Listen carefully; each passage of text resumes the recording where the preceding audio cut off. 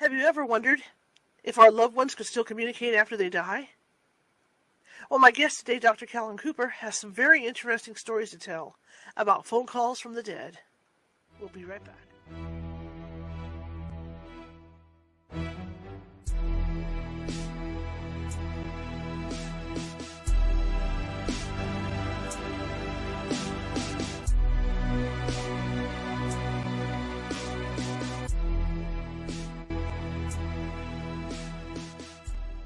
Grab your popcorn and snacks, find a comfy spot, take a seat or lie down, and let me transport you to a place of fantasy, ghost stories, ancient legends, odd creatures, alien encounters, and other magical topics.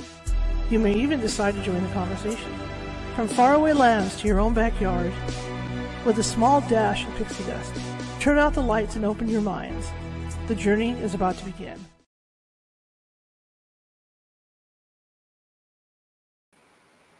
Good afternoon, everybody. How's everybody doing? I think you said great. My name is Charlotte. I'm going to be your host for the next hour. I'm also the owner of the California Haunts Paranormal Investigation Team based out of Sacramento, California. We are 45 strong up and down the state, which means if you have a paranormal need, we can get you. It might take us a couple days because California is really huge. But in the case that it does take us a couple days, we do have psychics on staff who could help you by phoning you and seeing what's going on, and if it is paranormal, they can settle that energy down. So, like I said, it never takes us more than a couple days to get to you. Now, the next question is, how do you find us? Well, just Google California Haunts Paranormal Investigation Team or California Haunts Radio, and you will be sure to find us quite easily because we are everywhere, all over social media. That being said, let's talk about social media a little bit. If you're watching from Facebook today, and a lot of you are, please feel free to follow if you haven't done so already, especially if you like what you hear today and what you see today. Please feel free to follow. We're always looking for followers. And during the show, feel free to chat in the chat room because that helps us. And also, give us a thumbs up or give us a happy face or whatever, or even these happy heart thingies.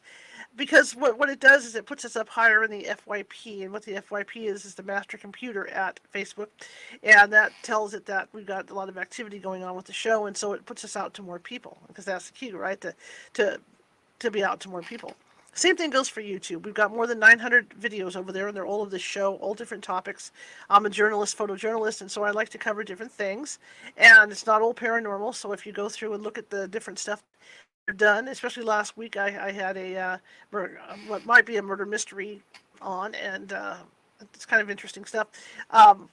You could just tell that I like to vary the topic. And I also have put stuff, because there's so many videos over at YouTube, I've put stuff in files, so you can find them. So if you're a fan of Medium Nancy Matz, you can go directly to Nancy Matz's file, and open it up, and you can see all her shows that she's done here, that she's done with me.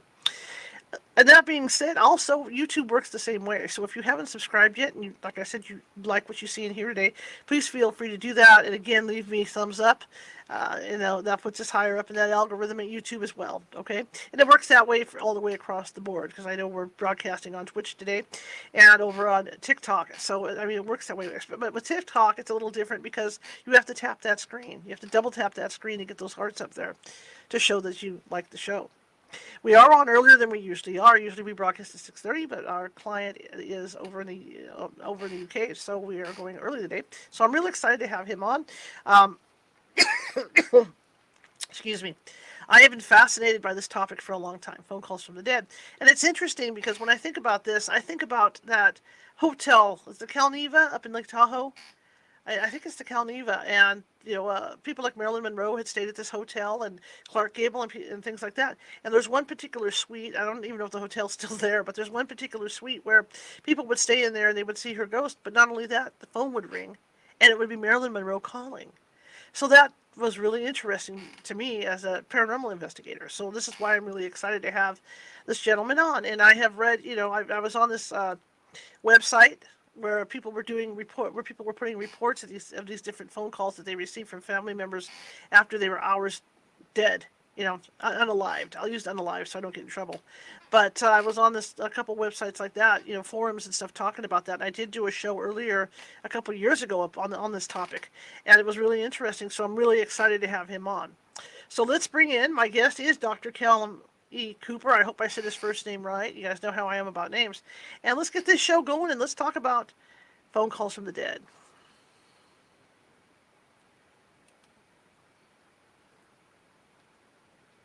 or not. So, there we go. Hello, sir. Hi, Charlotte. How are you doing? Good. How are you? Yeah, I'm good, thanks. All good. Thanks for having me.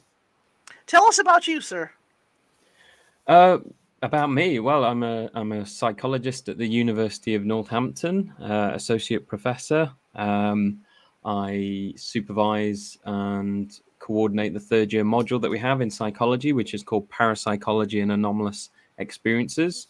And I have a variety of PhD students and other doctorates working on topics that overlap to parapsychology.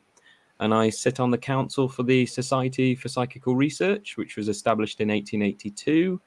I'm a member of the Parapsychological Association and involved with Parapsychology Australia, which is the Parapsychological Institute for. They changed the title. But anyway, the one in Australia. Trying to keep up with that, but I've got various things going on. That's what I do. I'm a psychologist who deals with parapsychology, but also thanatology, which is death, dying, and bereavement, positive psychology, and human sexual behavior. You know what's interesting about what you do as a psychologist is that, when I first started out with ghost hunting and doing that, that was around 18 years ago, and there weren't a lot of psychologists that would deal with this stuff. And I remember, and I've seen this growing over the past maybe 9 years, where there are psychiatrists and psychologists that do have more of an understanding, of the paranormal and how people can be involved with it. Well, there's always been a movement. I suppose university-wise in the 1920s, that's when things really shifted at Duke University in Durham, North Carolina. And they had their own parapsychology laboratory there. But other universities were starting to take on this research that they were publishing. So people found it so fascinating, they did replications. Harry Price, the famous ghost hunter in the UK, he got his National Laboratory for Psychical Research and a council for such at the University of London. In the UK. So things expanded from there. There's been quite a fairly big shift in parapsychology, certainly since the 1960s. We've got over a dozen universities in the UK that have taught modules within a degree regarding parapsychology. So that could be under the banner of psychology, sociology, physics, or anthropology, typically, but most popularly psychology. And then a further dozen where they have members of staff, typically psychologists, whose PhDs were in some area of parapsychology. So they can take on research degrees, things like Masters of Philosophy, PhDs, and other doctorates. Or those people have just ended up independently starting to do research in parapsychology as well. So we've got a good 24 universities focused on this, and we still have our archive for the Society for Psychical Research, where it originally began at Cambridge University. So the main archive is still there. You know what I find interesting about that, too, and that you remember, is that I've been reading, every Sunday I read from ghost-related stories, whether they're true or there's just fantasy ghost stories, just so people can, slide into their work week. But a lot of the stuff that I'm reading is coming from the Gutenberg Project, which means it's coming from that society. It's coming from members, former members of that society. So a lot of this stuff's from the 1800s, but it's still really relevant with today's stuff. Yeah, I'm not familiar with that one, but there's a lot of stuff that we still reference from the late 1800s, especially certain surveys. There was the report on the census of hallucinations that came out in the late 1880s, and it was a survey that went out, postal survey, to over 17,000 individuals. So absolutely remarkable that they were doing postal surveys to that level, and we still reference some of those things to this day because they've remained so relevant, and they were really good pieces of work. A lot of stuff that was done in early psychical research and parapsychology led the way for developing methods we now use today in standard social science. Absolutely fascinating. Absolutely fascinating. So what got you interested in looking into these phantom phone calls? Oh, so specifically the phone calls, when I was an undergraduate, I was reading loads of books by Raymond Bayless and D. Scott Rogo. Both of them were from California. Raymond Bayless was well noted for being a landscape painter, and he later went on to do some of the initial paintings for War of the Worlds. He'd done some still life as well, so bottles of wine and stuff like that, which I've got copies of, not copies, I've got the originals of some of these paintings in my home. They're beautiful piece of work that I brought back from Southern California and Las Vegas. And so he did that, but he was well read on psychical research. don't really know what got him involved. I need to go back and look at what really sparked Raymond's interest. But he was the pioneer for EVP. He was doing lab-based research on this electronic voice phenomenon in the 1950s. So the anomalous recording of alleged sounds, bangs, raps, and scratches, when seemingly during the recording, you can't actually hear those things, but on playback you can. And this was with reel-to-reel tapes. So there was Raymond Bayless and D. Scott Rogo. And Scott Rogo's background was in music. He was at University of Cincinnati, I think. And he was, I think he got some overlap with psychology, but his major was in music. But he essentially became an apprentice to Raymond Bayless. I think Raymond was pointing him in all the right directions of literature that he should be grabbing hold of. And I think eventually Scott certainly surpassed the level of knowledge that Raymond Bayless held for the literature. They both remained very good friends for years and years and years. So Raymond took Scott along to some of the early EVP recordings they were doing with a medium called Attila Vonzele. And as they spoke about this EVP research to people, they had some people come forward and say, oh, you're doing that? That sounds interesting. I've heard of a case of someone saying that they've had a phone call from a deceased individual. So what's going on there? And they ignored it initially until a few more people came forward and they thought, well, something's going on here. And they took it seriously and dedicated 2 years of their life to just collecting these cases and analyzing them. And that's what formed the book Phone Calls from the Dead, which came out in 1979. I had bought that book because I was reading their other works, as I mentioned, but I just threw it on a pile of other books. I didn't really take any notice of it until a newspaper report came out on MSN News, something like that, regarding a train collision in California with a man called Charles Peck, who the family believed he was repeatedly calling them while the rescue workers were trying to recover him from the wreckage, thinking he was perhaps still alive and trying to signal that he needed help. All they got was static on the line, or if they called back, the phone just went straight to answer phone as though it was dead. At the moment they found his body, and he was quite near the front, so they determined he died on first impact, the phone call stopped. So they were receiving these phone calls long after he'd actually died, several hours after he died. But the interesting thing for me that really kind of, I suppose, started me off wanting to learn more about these was the media and the family had interpreted it and portrayed it as a phone call from the dead when there was no such in there, that there was no conversation, there was no evidence of such. It's just a repeated ringing phone that's probably smashed and thrown within the wreckage. So what did Rogo and Bayless have to write about? So I read their book and there were full-blown conversations in there with old landline telephones. So does that still happen to this day? So I started looking for other cases and the fact that we were just starting to get iPhones and we had text messages and emails. So was this still continuing in some form? So that's how my interest in this topic started. And in your studies, and I know, I've seen stuff, I'm not like everybody else. I watch paranormal TV shows. And I think I can't remember if it was Paranormal 911 or one of those other ones that had to do with law enforcement or haunted hospital, emergency personnel. But I know there was one in particular where they had showed up at this house after receiving a phone call from this gentleman. And he was calling 911 for his wife who was having a heart attack. And when they got in the house, there was no one there to be on the phone because the husband had been dead for like several months. Yeah, I've heard a few cases like that, even historical ones where like a factory worker had been injured. So someone had called the local doctor to rush round and go and get this man assistance. And they discovered that factory worker is the only one in the building. So who called for help? Who called the doctor? And they're in some early issues of the British and American Fate magazines. So there's some really beautiful accounts in there. And it's interesting that some of those emergency-based ones are followed through to today as well. Is it difficult to find these accounts? Surprisingly not. I mean, whenever I mention the book on social media, people can relate to it and they say, oh, my goodness, my friend at work had one of these and they told me, or I've had one of these. I think the more unique ones are when you actually get the conversation, which seemed to be more common in the samples that Rogo and Bayless were gathering. I've heard a lot of things that are attributed to phone disturbances after someone's died, or their phone acting unusual, and it turned out to be the point at which someone had died.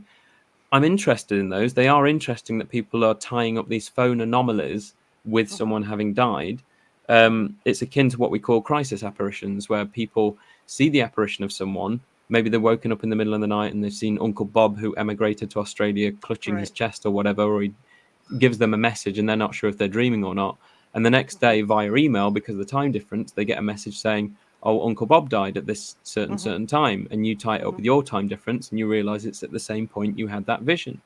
And so in these instances, someone has died and the phone is going off, or it's saying it's coming from that person's phone, the deceased person's phone, and yet they're nowhere near a phone. Other people are saying, well, they died at that point, so they can't possibly have been touching their phone.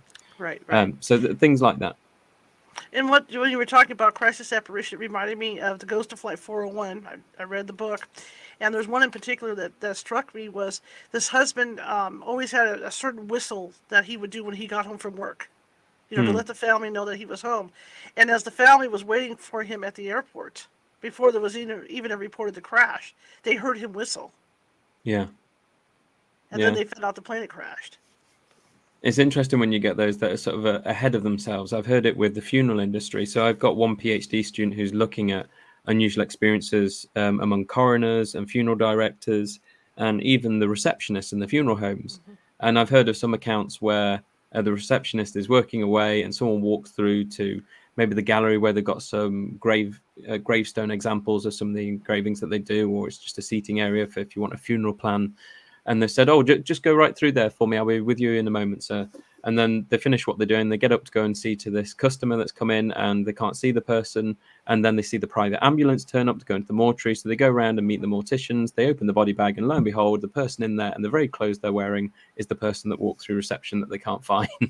And yet, 5-10 minutes prior, they got ahead of the private ambulance. This apparition walks through first before the body gets there.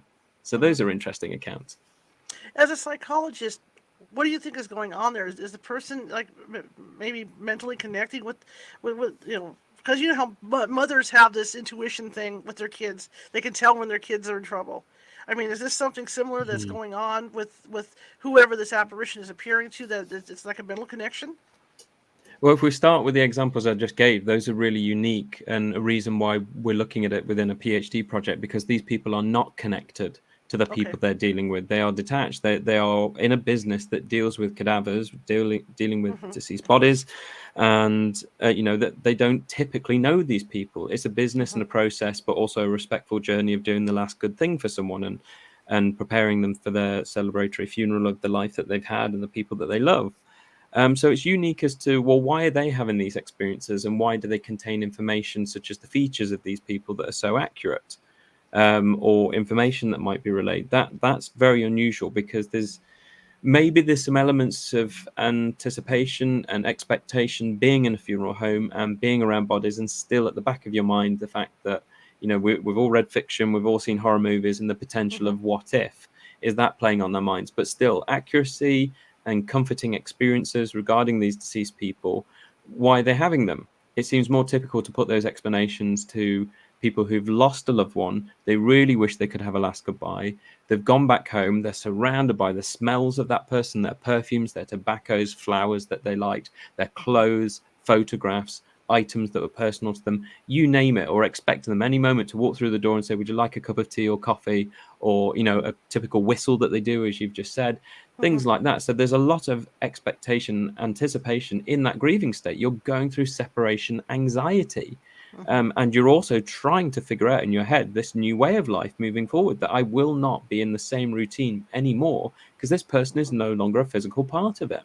So that makes a lot more sense to put some of these conventional explanations of inaccurately weighing up things that happen around the home that, are very little things, and you've taken it as an unusual experience when actually there's some conventional things going on here, but you've attributed it as something special. So that's where the psychologist side of things would go with things like that. When it gets to apparitions, that starts to become more unique as to why they've hallucinated a full-blown apparition. What if someone else witnesses it as well? That's quite unique. And that starts to become a bit of an anomaly for us as psychologists. That's why then parapsychology takes over.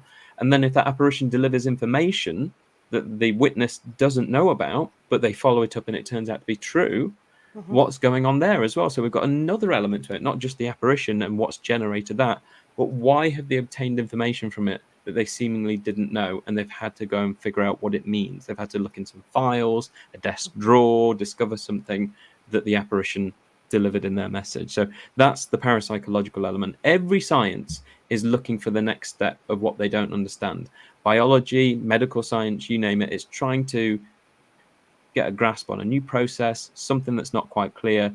We're all looking at anomalies, and this subsector of psychology is looking at these experiences that seem fantastic at the outset, but a lot of it can be explained by what's called anomalistic psychology, which is putting known psychological processes to these experiences to explain them away. But parapsychology is interested in just that little bit more. We're interested in what we already know, but parapsychology wants to test the idea of, could we test psychic processes in people? Are people psychic? And could we actually look at evidence that seems to be really good, where there's no alternative explanation, or seemingly no alternative explanation, and therefore it's suggesting the idea that mind, personality can survive beyond death. So it's all a sifting process. Separate that wheat from the chaff, or we're like panning for gold here, and we're looking for those little gold nuggets. I was just thinking about something that happened to me here. My mother had had a stroke, and she didn't go to the hospital. She didn't want to go. She was paranoid because my father had passed away a few months before and didn't want to go. So I let her sleep it off. But the next morning, I woke up and I saw her apparition standing just about 10 feet away from me. And I thought, oh my God. And my first thought was, that's it. She's gone. So the apparition turned around, walked through my kitchen. I went to follow, and it was gone. I went back to check on her, and she was fine. So whether she was coming out, to check on me to see how I was doing or what was going on, I still don't know to this day. But it was interesting to see that, because my first thought was, oh my God, it's a crisis apparition. She's gone. Yeah. Oh, that's fascinating. I mean, I've heard all accounts like that, from ones where people are still alive through to ones where they've died, but it's still unexpected. One case that I quote all the time is Julian Burton, who is a well-known American actor for Hammer horror type films. A Bucket of Blood was one of the films that he was in. But he turned back to higher education and doing a PhD with International College, because he had an apparition of his mother in the kitchen. But she had died. It was several months afterwards. He said he was reconciled to her death. He was entertaining guests and relatives, and he was cutting a pineapple in the kitchen, and he saw or felt someone moving behind him to the right. And as he turned, they passed out of his field of vision to the left. And he turned around, and it was his mother there. And he went, "Ma!" And she smiled at him, and he saw that she was wearing a pale, detailed blue gown, but he didn't recognize it.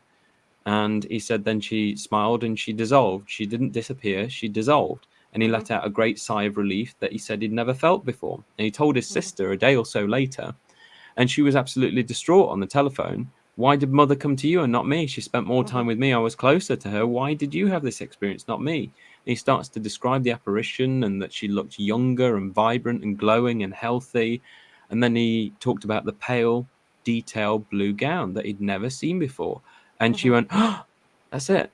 Great sigh of relief for her. And he said, what? And he said, well, a couple of weeks or so before Mum died, we went on our regular shopping trips, and she was trying on clothes, and she tried on that very gown you're describing, but she wondered whether she should treat herself, because it was $500. Do I really part with that much money for a gown? It's really, really expensive. Something like that.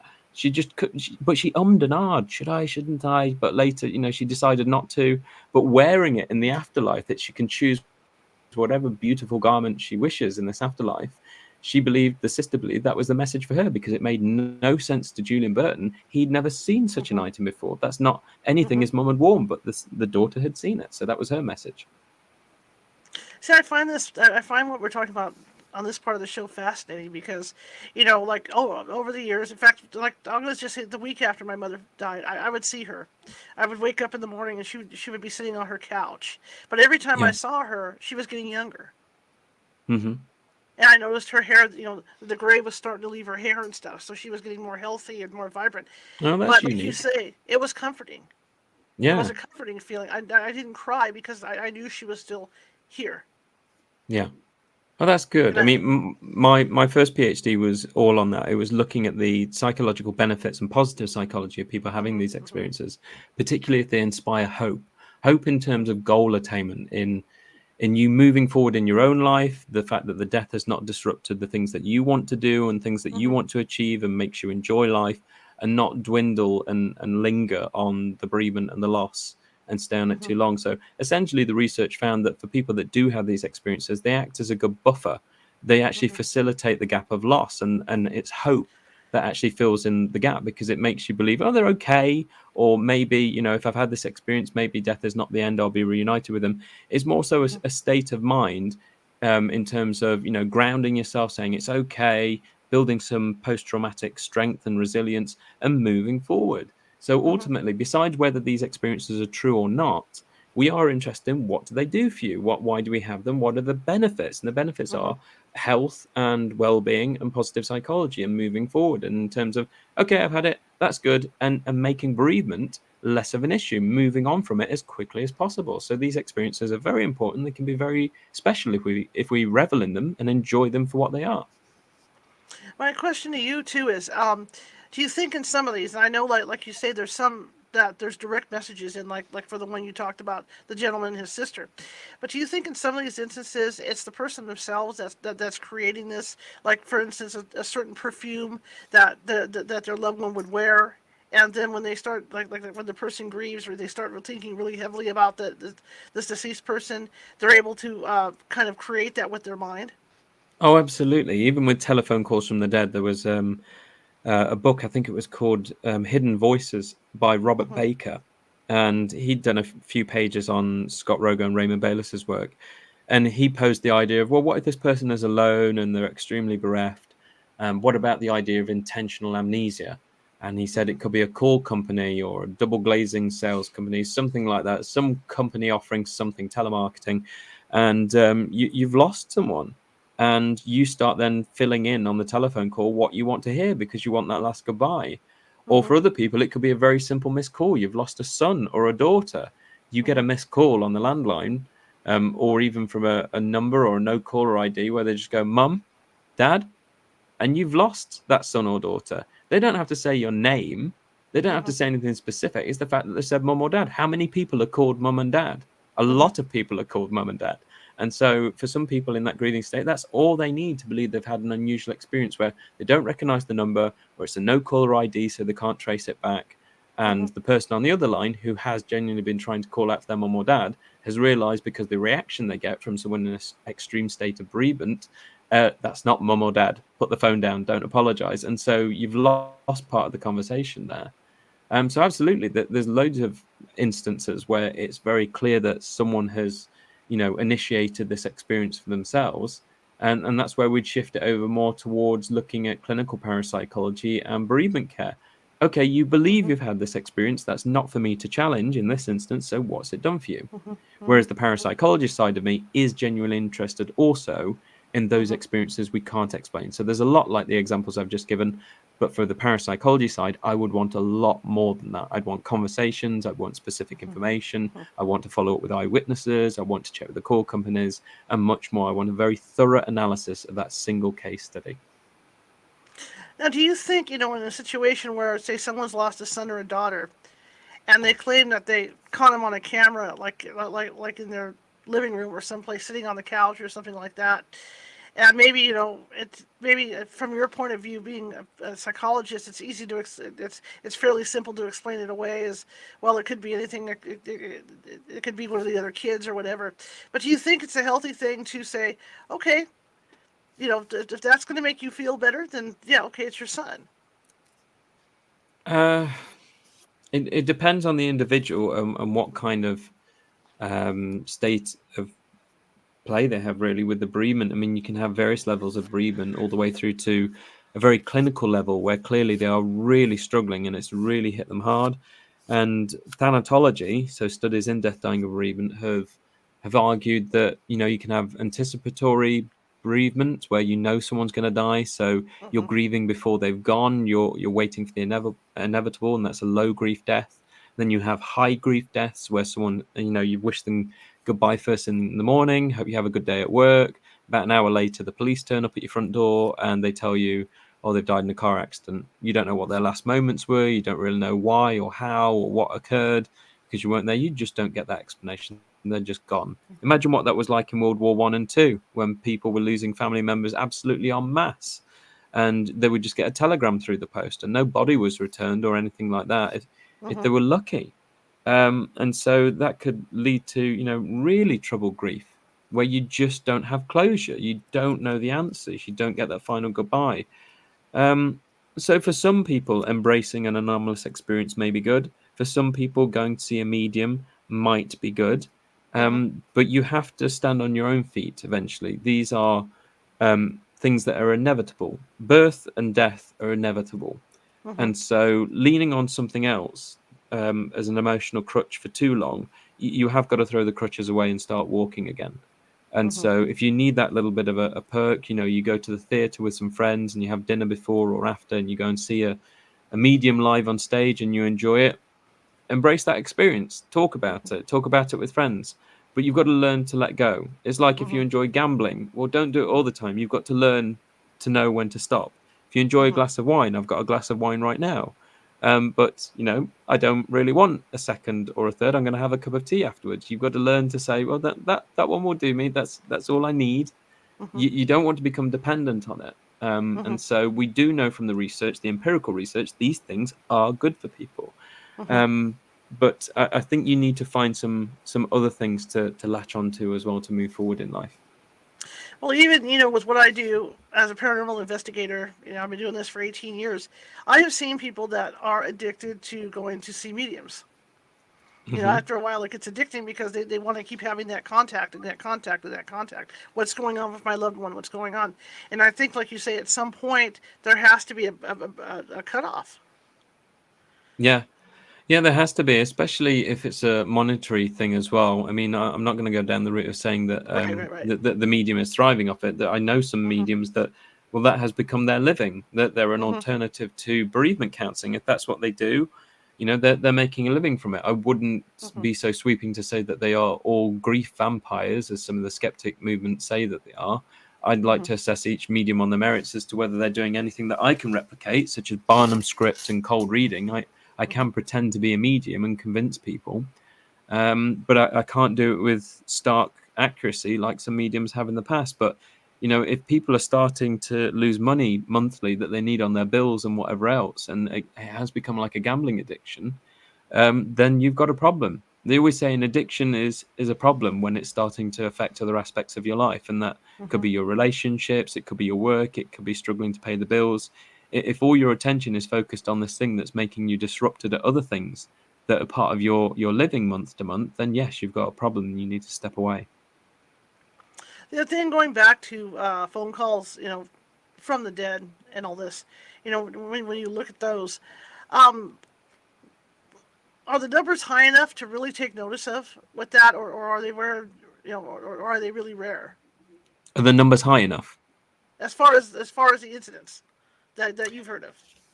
Yeah. I mean, there's quite a few of them out there. When Rogan and Bayliss analysed their cases, they took a sample of 50, and some of them weren't even involving the dead. They got instances where people just couldn't possibly have been near a telephone at the time that someone says that this call took place. And so the example that Rogo gives that he had one was it was 10 o'clock on a bright Thursday morning, and I thought about making a call to a colleague of mine at the UCLA Neuropsychiatric Institute. Although I thought about making the call, I never actually did.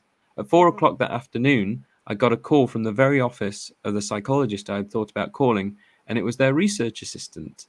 He said he was answering my message. When I asked what in blazes he was talking about, he said that at 10 o'clock that morning, a call had come into them. The caller had left my name and my number and asked that the call be returned. So there's cases like that. So they had 50. I looked at a sample of 50. So one's from the living, one's from the dead. And since doing these books and being involved in them and other peer-reviewed papers that I've pushed out on these and talks that I've done or magazine articles or some shows like this, people come forward with all kinds of accounts. So they are out there. They seem to be just a commonplace as people having sense of presence phenomena or dreaming of the dead or seeing the dead. I mean, certainly some things are higher. Sense of presence experiences and dreaming of the dead are extremely high. But there's certainly loads of cases of unusual experiences that people have derived from technology to keep putting them together, looking at each case individually to see how strong it is and how good its merits are, to then have a collection of them and analyze them. So, yeah, the research is certainly worthy. There was a study in Italy, a very small one, and more recently there is a French book that came out in the last few years that's also an analysis of French cases as well. So it seems to be quite cross-cultural. So it's not just limited to English language. It seems people in different cultures and different languages have experienced this as well. Well, as I mentioned earlier, at the beginning of the show about the Hotel Calneva, I don't even know if it's there anymore. But there was a particular bungalow that Marilyn Monroe had supposedly stayed in, and people that, not like I said, I don't know if it's there anymore, but people that had stayed in this bungalow would receive these phone calls, and it sounded like Marilyn Monroe on the other end of the phone. Oh, And right. this was over. I mean, this is repeatedly, over a series of time. Have you heard of stuff like that where people keep getting these calls over an extended period of time? Where is that, by the way? Where's that mentioned? The Marilyn Monroe South one. Lake Tahoe. It's up in Lake Tahoe up here. Where's it mentioned though? Is it in a book? Is it in a journal? Is it a It's in a book, magazine? and you can Google it as well. Oh, okay. All right. We'll follow up on that. That's an interesting Yeah. one. So I did have a case in my book reported to me by Dr. Jones, Hmm. not his real name, but he is a doctor of the social sciences. And he had an experience when he was a kid of his mother having repeated calls, sometimes 2 to 3 Hmm. times a week for about 3 years from her childhood sweetheart who was known to have died. So that Hmm. was a really hard one to get my head around if all the facts were indeed true. Um, and he answered the phone once when his mother was out at the time that this person would call, and he heard static and wind on the line, and like a voice was starting to come from the other side of the room. And he was really scared and just shouted, "She's not here," and put the phone down. Hmm. And later on, this turned him to be extremely fascinated in psychology, and gave him a side interest to parapsychology, though he never really pursued it. Hmm. He reached out to me, though, to talk about this case a long, long time ago. Hmm. So there is that. There were other ones where there was a repeated ringing, but they turned out to be a conventional explanation. Raymond Bayless had gone to a haunted train station with a fellow investigator called Scott Smith, Hmm. and the people had reported that they could hear a telephone ringing inside this abandoned train station. Wow. And they went in and they heard it. They heard this ringing in the telephone. They go to one end of the train station where they could hear it coming from, and then it sounded like it was coming from the other end. So they go to the other Hmm. end, and then it sounded like it was coming from a different direction again. Everywhere they went where they thought they could hear the telephone ringing, it seemed to move around. There was no telephone in the building. There was no obvious wiring or a hidden telephone. So what was going on? So they Hmm. did a couple of visits, and then they started to think outside the box, so outside the train station, literally. And they went over the road to a lumber yard to ask about, the ringing and how they had a setup there. And Raymond said, "Do you have a telephone here on site?" And they said, "Yeah, we do. We get frequent calls for people calling in regarding our business with the lumber yard." And he said, "What do you do if you're outside working, cutting the wood?" They said, "Well, we've got an external bell, so we know that the telephone is ringing inside the office, so that the bell just rings out to the whole yard." But they discovered that when that bell was ringing the telephone, it was indeed that bell that was heard inside the train depot, some good distance away over the road. You would only hear it inside the train depot when the wind was blowing in the right direction and the train station had become an amplifier for it. So it was all very much environmentally based on the acoustics. If the wind wasn't blowing in the right direction, you would not hear that bell in the lumberyard. But if it was Hmm. blowing in that direction, it would send the sound waves that way and it would echo through the train station. So wonderful kind of trail of following the conventional explanations and learning a bit of environmental physics along the way. Well, that's what's so important about what I do as a paranormal investigator, and what you do is that's part of what we have to do is go through and look at all that stuff, and not just jump out and say, oh yeah, yeah, yeah, it, it, it's paranormal in nature. I mean, that's part of the job, to go out there and do that. I hate the word debunk, but go out and do that debunk, and look into all that stuff, because otherwise, it's misinformation for people. Yeah, and nothing's paranormal in nature. I mean, ultimately, we've Hmm. got a process that's going on and it's clearly happening. But sometimes we're just not sure of the processes involved in it occurring. Everything has a process. Hmm. And what have we been looking at recently? There's been so much stuff on alien contact going around the news recently that Right. they've had specialists on all kinds of radio stations in the last week or two talking about other solar systems and trying to discover gases on other planets and things like that. There's so much stuff out there beyond our periodic table. Where Hmm. of course, there's going to be stuff beyond our periodic table. We only know what we've discovered down here. There's so much to discover up there, but there's Hmm. still loads of things to discover down here about human capabilities and about our own planet. There's so much under the sea that we haven't discovered yet. All the time we're discovering new species of things in various jungles and woodland and so forth. The amount of spider species and other things like that we're discovering all the time. This is science. We're always looking for the next step in discovery. And so sometimes the explanation is obvious, sometimes it isn't. Just because we don't find an explanation for something doesn't mean there isn't one. Of course, there is always something, but sometimes it's just not obvious, or it's a new learning curve. And which sometimes, if it's that hard to discover what's going on, we just put it in the box with a question mark over it so we can come back to it later. Don't worry about it right now, but let's just park that one. You've done what you can for now, but let's save it because it might make sense a little bit later on. Don't rush it. In your studies in doing this, what is the most frequent type of paranormal encounter that people have? Well, I suppose some of the most common ones that we tend to ask the public about when we're doing public talks, so myself or any of my colleagues at the University of Northampton, if Professor Chris Rose out doing talks, or our head of psychology is a parapsychologist too, Dr. David Saunders. We've got a number of PhD candidates. When we give talks, people can relate to sort of a hands up in the audience. If you say, have you ever been in public? You could be in a shopping mall, you could be in a library, you could be in a big restaurant, a McDonald's or something like that, whatever. Anywhere where there's just lots of people and somewhere for you to sit, and you just feel a little bit fidgety. Just that kind of, it's your prerogative, you can do whatever you want. You just decide to survey your surroundings. You turn around for whatever reason, you're not even sure why, but you do so, and lo and behold, you spot that someone has been staring in your direction. They were potentially staring at the back of your body or at the back of your head, and you've caught eyes with them. But they've been staring before you turned around. So they were staring at the back of your head or your body. Was that reaction for your unknowing, just wanting to turn around and have a look? Was that you surveying your surroundings because you felt unconsciously that stare? You sensed the stare? And so that's been related to animals. You think about those wildlife documentaries and the gazelle that's eating the grass, and now and then she looks up and looks left and looks right. And we can see from the documentary filmmakers that the lioness is preying on this gazelle in the long grass, and she's really low down, she's snooping, but the gazelle's looking out for something, but they're not sure what it is. So they are being intently stared at because there's a predator-prey scenario going on.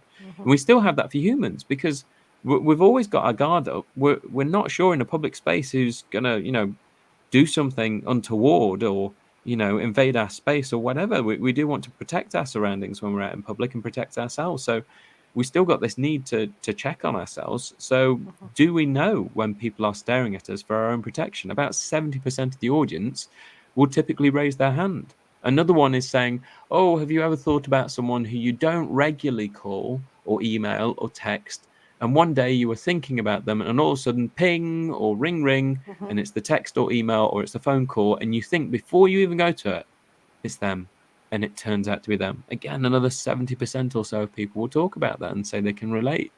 So Dr. Rupert Sheldrake, who's a biologist who's been involved in parapsychology for a long time, and also the theory of morphic resonance, he's talked about that a lot in his books, especially the science delusion and the sense of being stared at, where there's also a chapter in there on telephone telepathy as well. He's done various papers on telephone telepathy. So these experiences are very common. I would say those are the most common, apart from dream premonitions. Dreaming of things before they happen is extremely common, and we've done loads of lab-based studies on that. As day-to-day phenomena, another thing that we've done is more so something that you have to take people into the labs to do, because of course people don't typically do that day-to-day, is remote viewing. So retrieving specific information from distant locations. But if we put people to the task, especially where we involve processes of altering their state of consciousness. So we call it sensory isolation. It's the noise reduction model known as the Gansfeld. People might have seen it as an image of someone lay back in a reclining chair with red light on them, headphones, and some half ping pong balls over their eyes. That's the Gansfeld. It's the noise reduction model. You're listening to white noise and you're staring through the eye shields and you just see this pink haze. But you talk about whatever comes to mind. And those have been very, very successful studies. I've forgotten the guy's name, but he came to visit us at the university. If anyone's interested in that topic, there's a really nice short book that he did. There's a summary of these experiences, and he ends with his experience of coming to the University of Northampton to try it. And it's called Staring at a Red Light. And it's a summary of the Gansfeld. So dream telepathy, sense of being stared at, telephone telepathy, dream precognition, telephone telepathy, sense of being stared at. They're the most common. But certainly after the loss of someone, having a sense of presence experience, seeing apparitions, that is also highly common as well. But the first lot of things are more to do with people's day-to-day So any type of psychic experience. The other type of experiences are challenging the idea of, does something survive? Does something survive after death in terms of someone's memory, personality, or intellect? Or is it some psychic element related to the former stuff I've just mentioned that's giving us the illusion of interacting with the dead? Or is it a whole host of other psychological anomalies, again, also giving us this illusion as well? So we have to go through this filtration process of what the conventional explanations, if we're at a loss for those, what else is going on, what has psychical research found, what have we got left? Wheat from the chaff, the mud from the gold nuggets. Let me ask you about people dreaming, of events before they happen. Tell me a little bit more about that. Oh, goodness. Well, there's loads of really good examples of it. Keith Hearn is a Dr. Keith Hearn. He's visited us at the university before, and he was a pioneer for lucid dreaming research. So he was one of the first people to demonstrate that people who claim that they can control and know when they are in dreams can signal to the waking state world that they are in a lucid dream. So he had people in a sleep lab, and they were monitoring their eye movement. So when you are in sleep phase, it's called REM, rapid eye movement. You go down 3 other stages, and the 4th stage is rapid eye movement. And as your eyes are darting around, you are in a dream phase. So we know that in the waking state, that's what's happening to the sleeping body.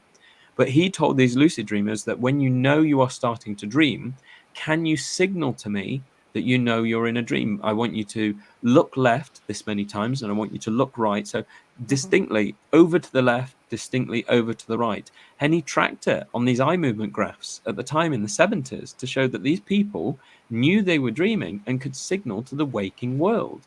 But Keith had been interested on the sidelines with psychical research as well. I mean, he was mainly a psychologist looking at dream research and sleep research, and found that lucid dreamers seem to be very capable of communicating while they're also intense and intently involved in this dream state.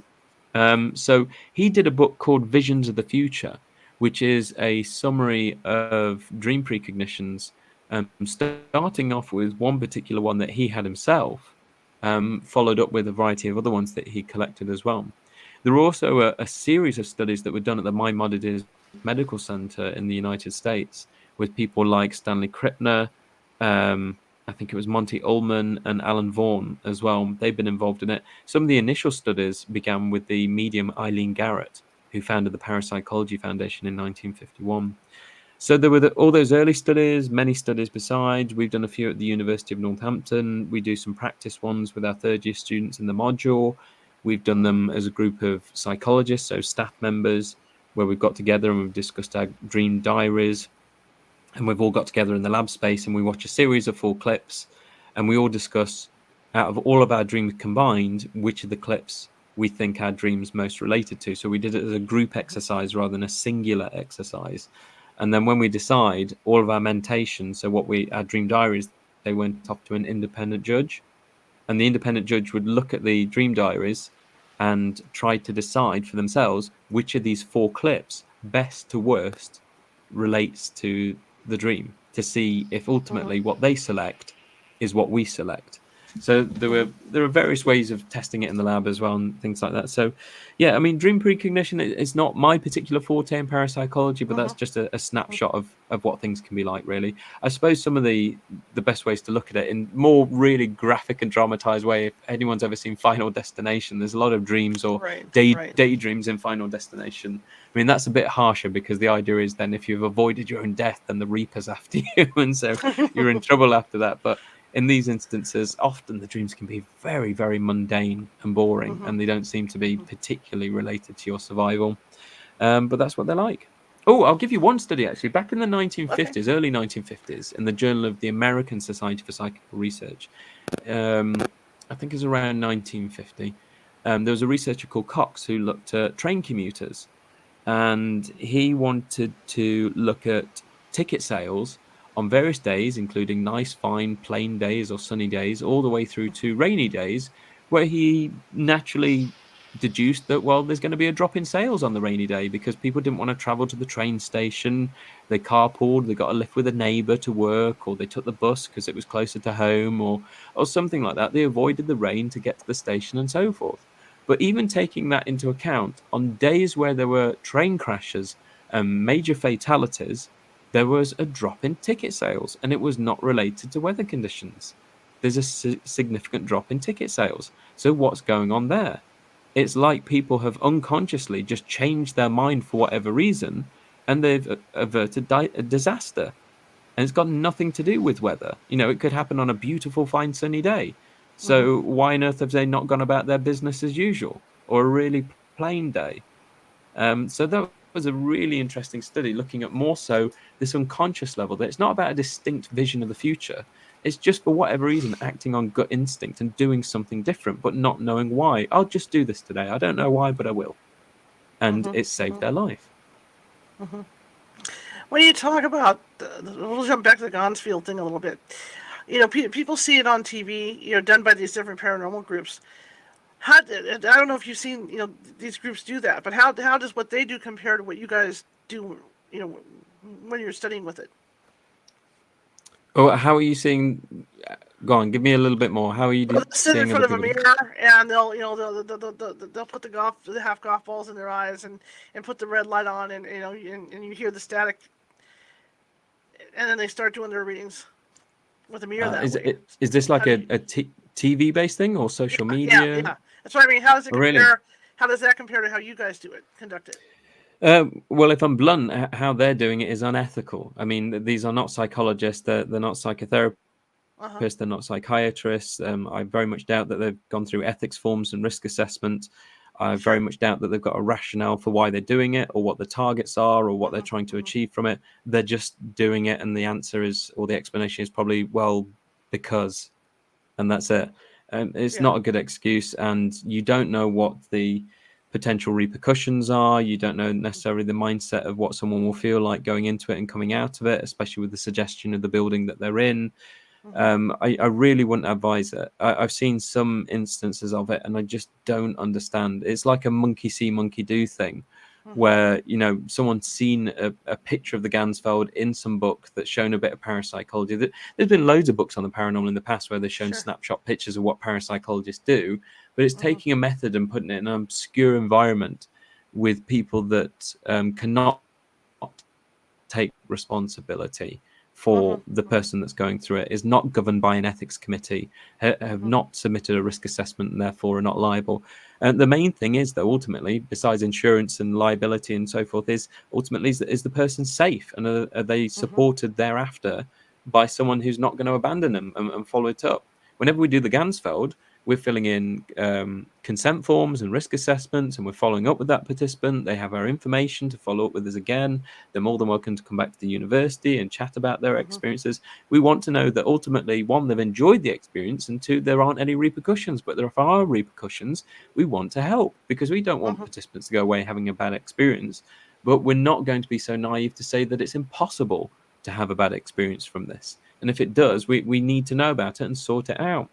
So in these shows, I just don't understand what they're doing it for, what they're hoping to achieve. And I don't think that, that they are in a position to be able to do it. Anyone can take drugs, but, there's different instances where you can do clinical trials and you are being supervised and monitored by people that understand the repercussions and what the drugs can do. And they're there on hand in a clinical setting to help those people. If you do it on your own, then the repercussions could be absolutely dire and no one is there to help. So it's reckless if you're not there with the proper authorities or people in the know to actually support. Fantastic. This hour has gone by really fast. I really enjoyed talking with you. It's probably because I talk too much. No, I loved it. I learned so much. I mean, that's what this show is about, is to educate people. No, that's good. I'm glad. Especially if you can educate the host, that's even better, right? I'm sure you don't need me. So what's next for you? Well, all sorts. I mean, Telephone Calls from the Dead has come out as a second reprint. It first came out in 2012, so it went out of print in 2018. So in the last month or two, I got it back out again, and people have gone wild for it. So I'm really glad. I'll do some small articles for Fate Magazine, which is still coming out in the USA, though not as frequently as it used to when it used to come out every month decades ago. But Fate Magazine, I still subscribe to it. I love it. 14 times I'll do an article there. We've talked about acoustics today, and I did edit a book with Steve Parsons called Paracoustics, about sound and the paranormal. That's its subtitle. It's a really good field book for anyone that's out doing haunting investigations. Get this book. It's not a book to read through. You just pick the chapter that sounds interesting and you read it. I've got a chapter in there on the history of EVP. There's one on telephone anomalies. There's the psychology of sound, the physics of sound, loads of donated chapters that we have in it. It's just a great anthology. And Steve and I are currently working on Paravision, so a sister book to it, literally on vision, sight, and the paranormal. And that's going to have kind of similar setups as well, looking at the sense of being stared at, or people that claim they had X-ray vision or could project light from their eyes, or things like that, and also visions of ghosts and what people's perceptions are like, or if you have an out-of-body experience, what your vision is like during the out-of-body experience or near-death experience, anything to do with vision. And I'm still doing projects for the Alex Tanous Foundation. So the Alex Tanous Foundation are based in Maine, and they have a really great archive. I've published a couple of Alex's previously unpublished books. So one of them became Conversations with Ghosts, that I sewed together in many ways with other articles. And I'd love to update it at some point. The amount of material that I needed on his experiences with ghosts was limited in some ways, but it was enough to make a neat little book. And then another one was a manuscript of his from 1985 called Psi in Psychotherapy, which he co-wrote with Elaine Swinge, who was a psychiatrist, and Andrew Bambrick, who was a psychotherapist. And it's using his abilities as a psychic to help out in psychotherapy sessions. So that's Psi in Psychotherapy. There are 3 or 4 other books that Alex did that haven't reached the surface yet. So I'm going to work on those. I am working on getting those out. Sat right next to me is an old tatty copy of Rogo and Bayless's Phone Calls from the Dead from 1979. I have hand typed it back out, every word, every page for page, because we've just got permission to get it out again. Rogo's niece, Meredith, she has the rights to his books, and we worked on Raymond Bayless's side as well.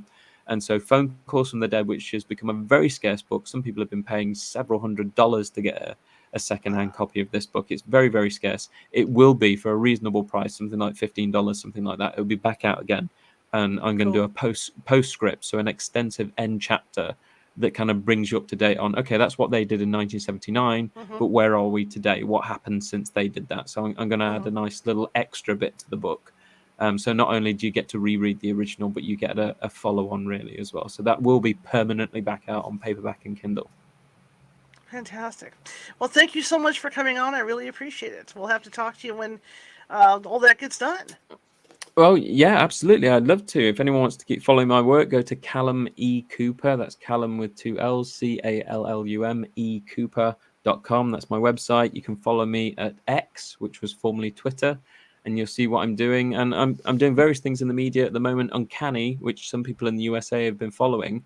It's a BBC Radio 4 program and podcast. They're on series 4 now, and it's called Uncanny USA. They've gone to the USA. Episode 1 was out today through the BBC with Danny Robbins as the main host. Episode 2, I'll be on as the guest parapsychologist, and we will be discussing a telephone call from the dead. Fantastic. All right, sir. Well, you have a great rest of your evening, and thank you so much. Thank you too, Charlotte. You take care. Thank you for having me. All right, you too. Bye-bye. Okay, yeah, that's what I like. I like to be educated, and I got educated today, and I hope you guys did too. We talked about a few topics, including phone calls from the dead. So tomorrow, we're shifting gears again. We'll be back on at 6 p.m. Pacific with Travis Watson. We're going to be talking about the forest poltergeist. So be on the lookout for that. In the meantime, if you like the show, share it with 5 people. If you hated the show, share it with 5 of your enemies. We are equal opportunity here, just trying to get the word out. And if you haven't done so already, again, and you're over on YouTube watching this, please hit that subscribe button, and please hit that follow button everywhere else that you might be listening from. Okay, guys, I will see you tomorrow, 6 p.m. Pacific. Have a great evening. Bye.